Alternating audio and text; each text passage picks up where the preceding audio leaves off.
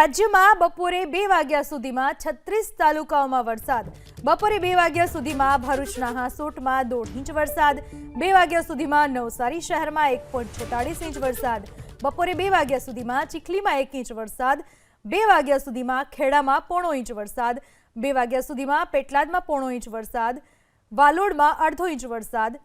માંગરોળમાં 0.5 inch વરસાદ વરસ્યો. હવામાન વિભાગે આગાહી કરી છે જે મુજબ વરસાદ વરસ્યો છે. રાજ્યમાં બપોરે 2 વાગ્યા સુધીમાં 36 તાલુકાઓમાં વરસાદ વરસ્યો. ભરૂચના હાંસોટમાં સૌથી વધારે 1.5 ઇંચ વરસાદ વરસ્યો. રાજ્યમાં બપોરે 2 વાગ્યા સુધીમાં 36 તાલુકાઓમાં વરસાદ.